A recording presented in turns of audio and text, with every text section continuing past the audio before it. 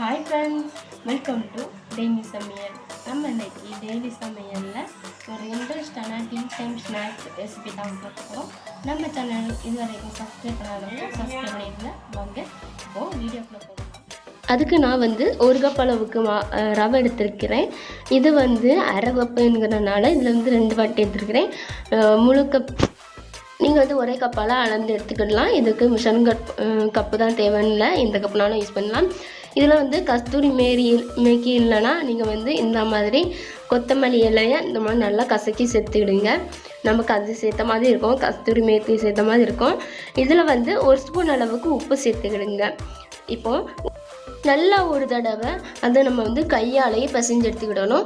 கையில் ஈரப்பதம்லாம் இருக்கக்கூடாது, ட்ரை கையாக இருக்கட்டும். அப்போ தான் நமக்கு நல்லா சாஃப்டாகவே கிடைக்கும். சரிங்களா? இப்போ இதில் எடுத்து அதே கப்பால் அரை கப் அளவுக்கு தண்ணி எடுத்து வச்சுருக்கிறேன். அது கொஞ்சம் கொஞ்சமாக ஊற்றி நம்ம சப்பாத்தி பதத்துக்கு நம்ம பசைஞ்சு எடுத்துக்கிடலாம். இந்த மாதிரி கொஞ்சம் கொஞ்சமாக பாருங்கள். எனக்கு அரை கப்பில் 1/4 கப்பு மிச்சமாக எனக்கு தண்ணி மிச்சமாக வந்துச்சு. நீங்கள் எவ்வளோ எடுக்கிறீங்களோ இதை விட டபுளாக செய்யணுன்னா நான் சொன்ன அளவு டபுளாக எடுத்துக்கிடுங்க, ரைட்டாக இருக்கும். இப்போ பாருங்கள், இதை நல்லா மிக்ஸ் பண்ணி விட்டுருங்க. இப்போ பாருங்கள், இதை நல்லா அப்படி இருக்க பிடிச்சி நம்ம பசைஞ்சு அப்படி சப்பாத்தி பதத்துக்கு எடுக்கணும்.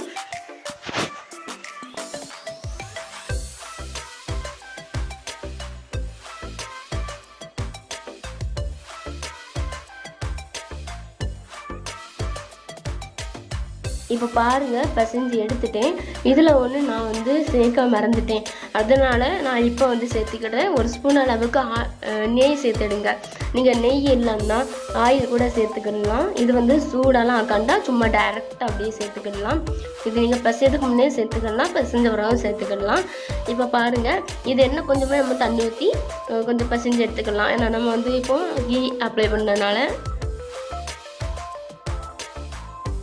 இப்போது இதை நான் நல்லா பசைஞ்சு எடுத்துக்கிட்டேன். இந்த மாதிரி நல்லா அழுத்த ஊற்றி பசைங்க, அப்போ தான் நமக்கு நல்லா சாஃப்டாகவே கிடைக்கும். இது டீ டைம் ஸ்நாக்குன்னு கூட சொல்லலாம். நீங்கள் டீ போடுற நேரத்தில் இந்த ஸ்நாக்கை ஈஸியாக செஞ்சிடலாம். குழந்தைகளுக்கு ரொம்ப பிடிக்கும், பெரியவங்களுக்கும் நல்லா பிடிக்கும். இப்போ இதை அரை மணி நேரம் மூடி போட்டு மூடிக்கலாம். இப்போது இது இப்போது ஒரு அரை மணி நேரம் நல்லா ஊறிட்டு இப்போ நான் எடுத்து காமிக்கிறேன் மாவு கன்சிஸ்டன்சி எப்படி இருக்குதுன்ட்டு. இப்போ பாருங்கள், மாவு இந்த மாதிரி நல்லா சாஃப்டாகவே இருந்துச்சு. இது கரெக்டான கன்சிஸ்டன்சி. இப்போ நம்ம இதுலேருந்து இது கொஞ்சம் அழுத்தம் கொடுத்து பசைஞ்சு எடுத்துக்கலாம் மறுபடியும். ஏன்னா வேல் மாவு கொஞ்சம் காஞ்ச மாதிரி இருக்கும், நமக்கு ட்ரையாக இருக்கும். ஸோ அதனால தான் நம்ம கொஞ்சம் அழுத்தம் கொடுத்து பசைஞ்சுக்கலாம். இப்போ பாருங்கள், இந்த மாதிரி அழுத்தம் கொடுத்து பசைஞ்சுக்கிடுங்க.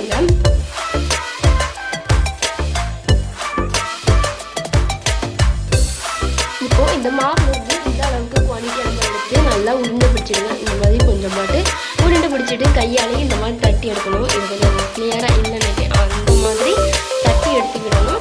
இதை இப்போ நீங்கள் எண்ணெய் ஆயிலெலாம் வடிச்செடுக்கிற இந்த மாதிரி எல்லா வீட்டையும் வடிகட்டினாங்க இருக்கும். இந்த பாருங்கள், இந்த மாதிரி கரண்டினாங்க இருக்கும். இது மேலே வச்சு லைட்டாக ப்ரெஷ் பண்ணி நம்ம எடுத்து விடலாம். இப்போ பாருங்கள், இப்போ உருட்டினதை இந்த மேலே வைக்கணும் வச்சு இதை இந்த மாதிரி லைட்டாக நம்ம ப்ரெஷ் பண்ணி விட்டுட்டு மேலே கொஞ்சம் எடுத்து விட்டோம்னா நமக்கு சேஃபாக அழகாக கிடைச்சிரும்.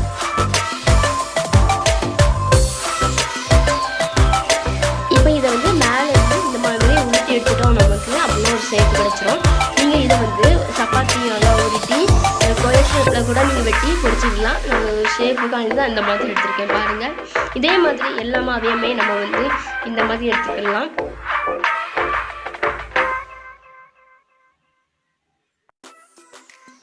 பாருங்கள் ஃப்ரெண்ட்ஸ், எல்லாமாவே நான் இந்த மாதிரி திரட்டி எடுத்துக்கிட்டேன். இது பார்க்கறதுக்கே அழகாக இருக்குல்ல, அப்போது செஞ்சு சாப்பிட்டா எவ்வளோ டேஸ்ட்டாக இருக்கணும் உங்களுக்கே தோணும். இது இப்போது நம்ம செய்ய ஆரம்பிக்கலாம் வாங்க. இதை அவ்வளோதான், எண்ணெயில் போட்டு நம்ம பொரிச்சு எடுக்கணும். இப்போ அதுக்கு ஸ்டவ் ஆன் பண்ணி ஒரு கடாயில் ஆயில் ஊற்றி வச்சுருக்கேன். பாருங்கள், இப்போ ஆயில் ஹீட் ஆகிட்டான்னு பார்க்கணும். பாருங்கள், ஆயில் ஹீட் ஆகுறதுக்கு இந்த மாதிரி பார்த்துக்கிடுங்க. இல்லைன்னா ஒரு சின்ன துண்டு அளவுக்கு நீங்கள் மாவு எடுத்து போட்டு இந்த மாதிரி போட்டு பார்த்துடுங்க. அந்த மாவு டக்குன்னு மேலே எழும்பி வந்துட்டுனா நமக்கு ஆயில் ஹீட் ஆகிட்டுன்னு அர்த்தம். இல்லைனாக்கி ஆயில் ஹீட் ஆகலாம் அப்படின்ட்டு எனக்கு கொஞ்சம் நேரம் நீங்கள் விட்டுட்டு அதுக்கப்புறம் உள்ளே போடலாம். இப்போ நமக்கு மேலே எலும்பி வந்துட்டு பாருங்கள். அவ்வளோதான். இப்போ இதுக்குள்ளே இருக்கிறது எல்லா மாவையுமே கொஞ்சம் கொஞ்சமாக சேர்த்து நம்ம வந்து குக் பண்ணி எடுத்துக்கலாம். இப்போ பாருங்கள், இதை சேர்த்த உடனே நம்ம வந்து நார்மல் ஃப்ளேம்லேயே வச்சுருங்க. இதை ஒரு தடவை நல்லா மாற்றி விட்டுடுங்க. மாற்றி விட்டுட்டு இதை வந்து நம்ம எடுத்துக்கலாம். பாருங்கள், நல்ல ப்ரௌன் கலரில் ஃப்ரண்ட் அண்ட் பேக் நமக்கு வந்துட்டு அவ்வளோதான். இதை வந்து நம்ம ஒரு பிளேட்டுக்கு ஷோ பண்ணிடலாம். அடுத்து என்ன ஒன்றையும் போட்டு காமிக்கிறேன் பாருங்கள்.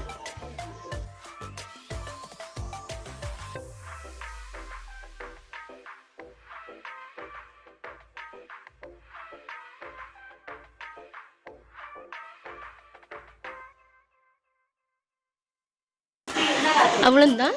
இப்போ இதையே நம்ம வந்து ஒரு பிளேட்டுக்கு ஸ்டோர் பண்ணிக்கலாம்.